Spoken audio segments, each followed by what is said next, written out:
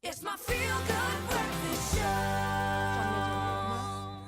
Welcome back. We're trying to have music trivia here, and both Dr. Eve and Zoe.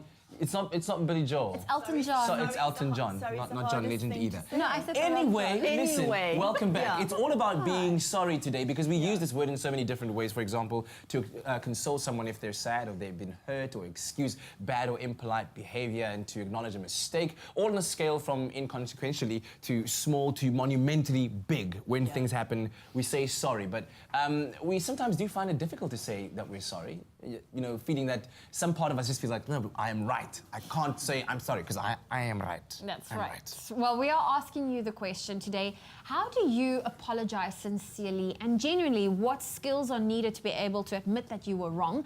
And how do you accept an apology even though it may be difficult? Now, our relationship expert, Dr. Eve, she's in the building to help us unpack this complicated topic. So if you have any questions or comments, our lines are open. You can give us a call. That number's 021 430 9881, and we would love to engage with you and hear your side of the story. Yeah, too. and Dr. Eve rocking the most unapologetic pink boots I've ever seen in my They're not life. gorgeous. They are Very cool. stunning. They're not gorgeous. They are.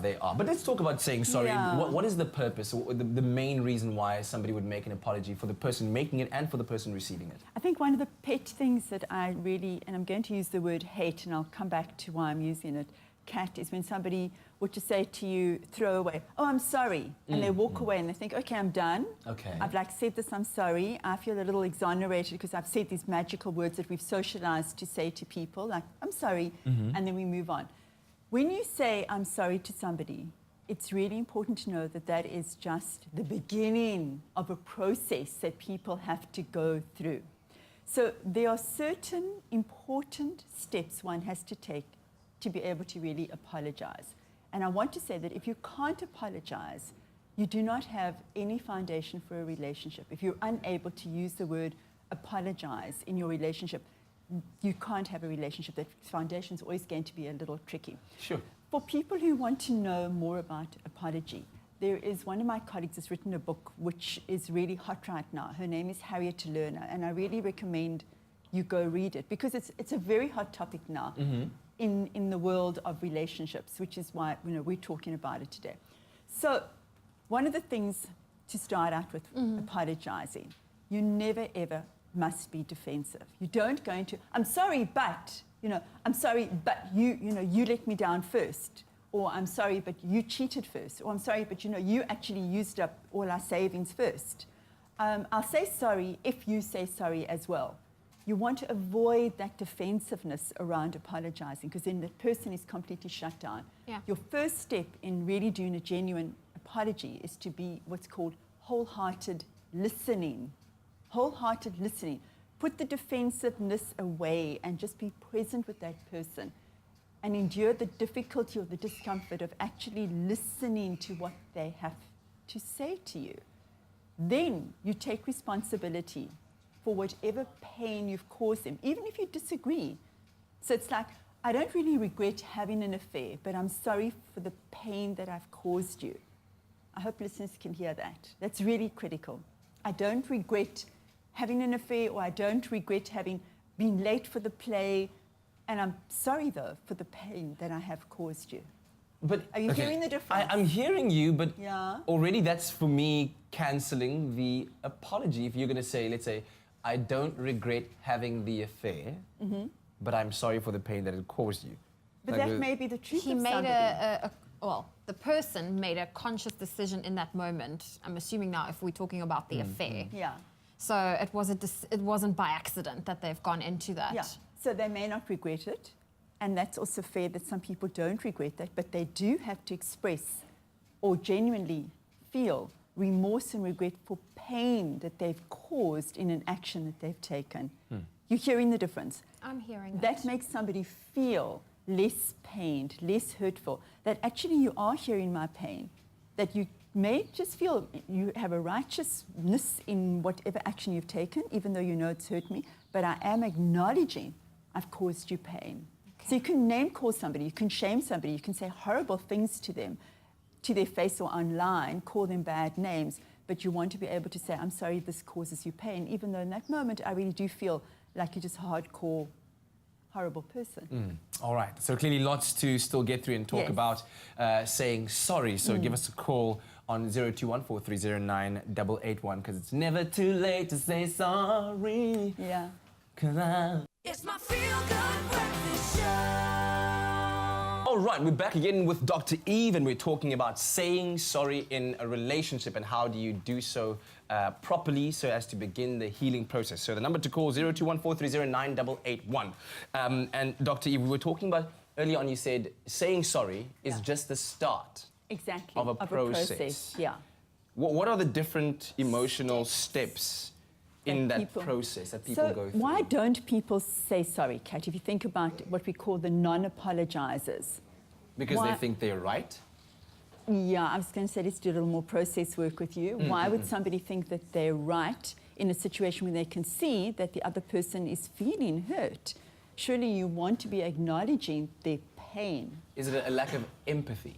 No, it's a lack of self-esteem. This is what the research shows, that people who are non-apologizers and find it really difficult to apologize, they become very defensive because they feel that they don't have a good enough argument. They really themselves don't feel strong self-worth or self-esteem within themselves. And so it's hard to step into empathy with somebody because they're so scared about losing their own ground or their own self in that process that they can't offer empathy to somebody. So I start again and I say the first step to offering an apology that is going to be genuine is to get rid of the defensiveness. Be present with listening to the other person. Validate that other person by saying, you know, I can really see that you are hurt with what I've just done or what I've just said to you. Let's begin this process of unpacking where it went wrong. Okay. Expressing regret and remorse also is indicated as being a vital part of that process. By being able to say, you know, I can see that I've hurt you and I have such regret around having hurt you. I have remorse around having hurt you. Now, how do we begin to repair how you feel and what you think that I've done to you? Okay. Taking responsibility for whatever that person is telling you has hurt me. What is my piece of responsibility? What kind of action did I do that contributed to the pain, even if it wasn't intentional? I didn't intentionally burn your clothes or, I'm not going to say have an affair because that is quite intentional, Zoe, you're right, but come late or burn the food or forget to buy cooking or Yeah. ingredients. Groceries and- Thank yeah. you, whatever it is. I mean, I'm being quite trivial about it, but they're, you know, very significant betrayals that people do feel. Yeah. Well, Dr. Eve, I wanted to ask you why. Sorry about that noise. It's our coffee machine. Why is it so difficult for people to want to admit they're wrong or want to, you know, give an apology? It's about ego, Zoe. It's about a sense of always being right, and then also the fear of having to go through a process. I mean, who wants to?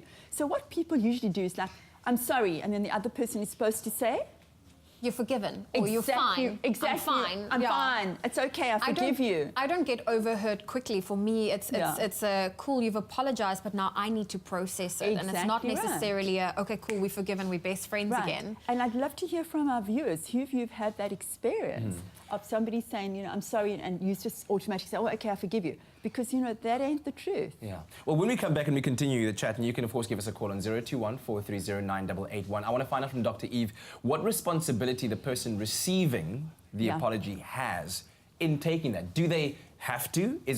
Do you accept the apology for your own benefit, for the other person's benefit, for the benefit of the relationship? Or can you, and are you allowed to just plainly say, no, I Keep your don't sorry. accept, keep your sorry. It's too late to say sorry, that type of thing. Yeah. So give us a call on 021-430-9881. It's my feel-good breakfast show. I nearly spilled my coffee walking back so quickly for this segment because it is quite a touchy subject that we're talking about in relationships, about saying sorry. And when to apologize? Well, our lines are open, 021-430-9881. We would love to hear from you. In fact, Dr. Eve, we have Anonymous on the line. Good morning. Hi. Good morning. Okay, well, Dr. Eve, what's your comment or question for Dr. Eve?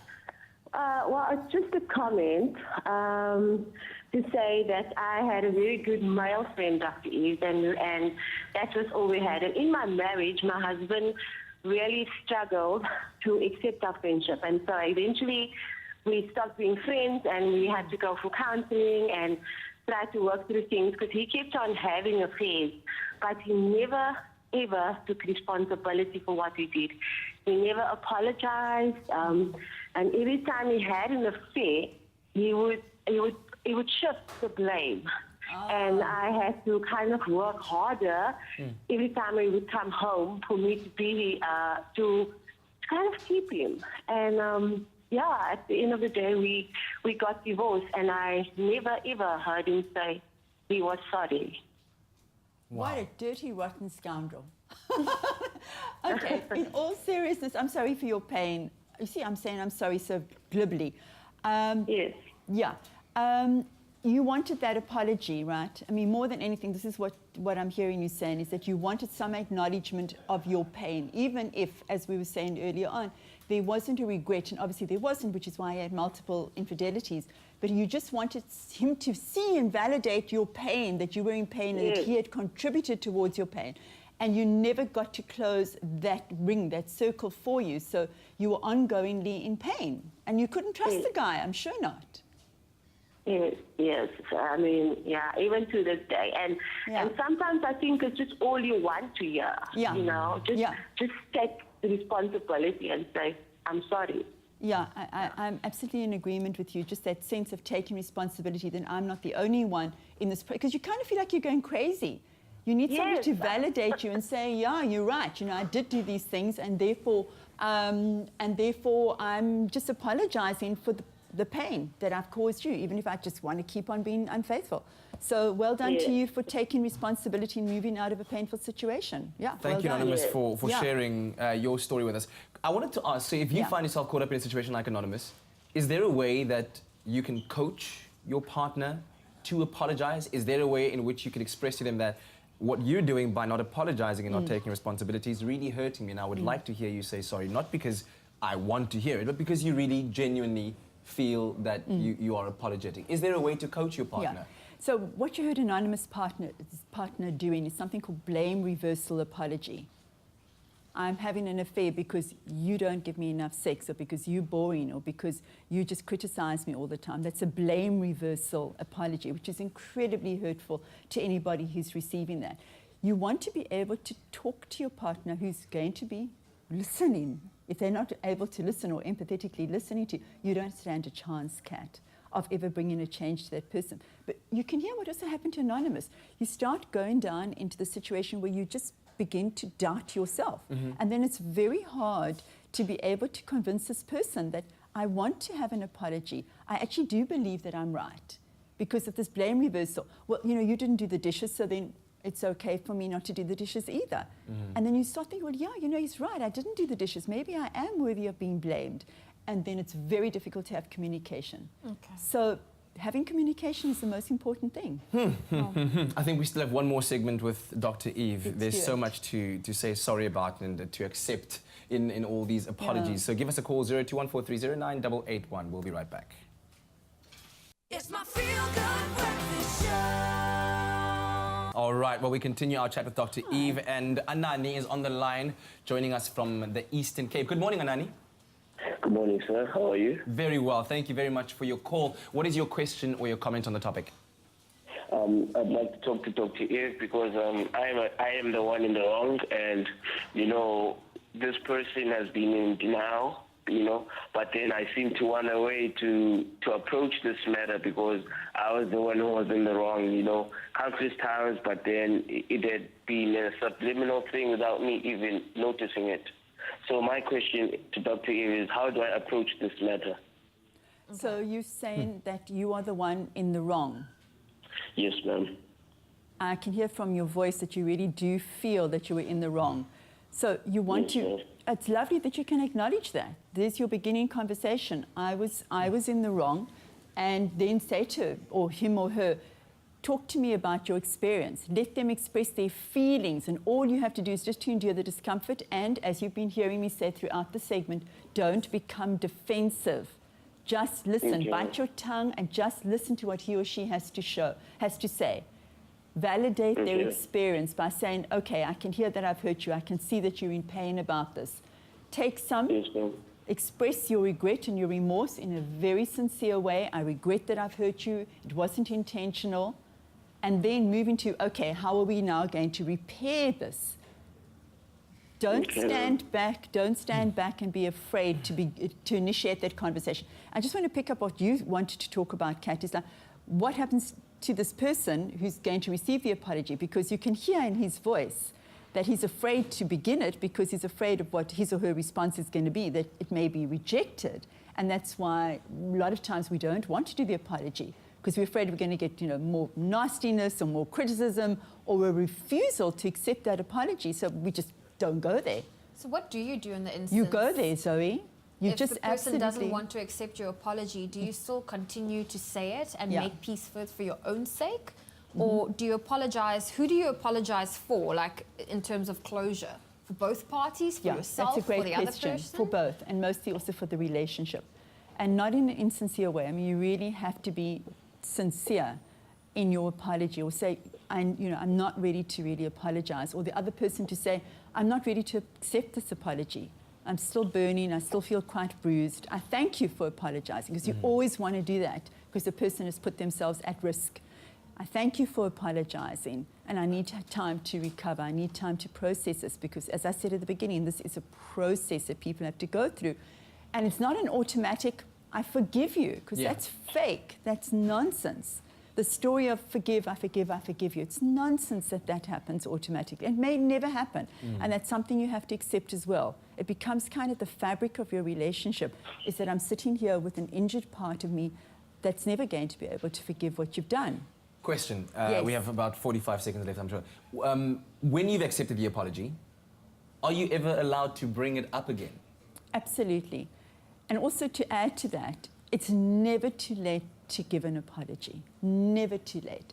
And yes, you can bring it up, but not in a fight or conflict situation. Okay, so in what when, way? or To say I'm still context. feeling hurt, or I feel like we still need to do some work. Or I help mean me. now when that process is done. Is it right? ever done? Is Yeah. it, okay, that's the it's question. about then. that. Okay, is it ever done? So it's never done. No, and therefore one builds on it. One bears in mind that I suck at timekeeping, and I'm always late. So this is something that we accept and we are aware of. And you don't want to make it a contentious point in the relationship, because the foundation of the relationship cracks.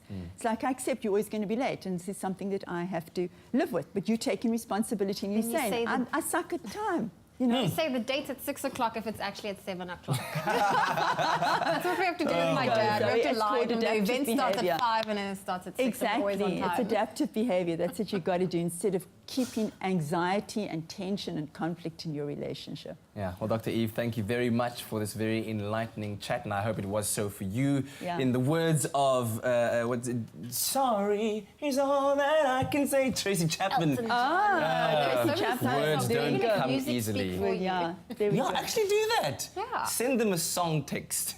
Yeah. I like that. I like that idea. We'll see you again next week, Gorgeous. Monday. Thanks, babe. Okay, We're gonna take a quick Instagram. break. Follow me on Instagram. Follow Dr. Eve on Instagram, and to each one of our callers, thank you so Yeah. much for participating Absolutely. today. We're going to take a very quick break on your Feel Good Breakfast Show. Don't go anywhere.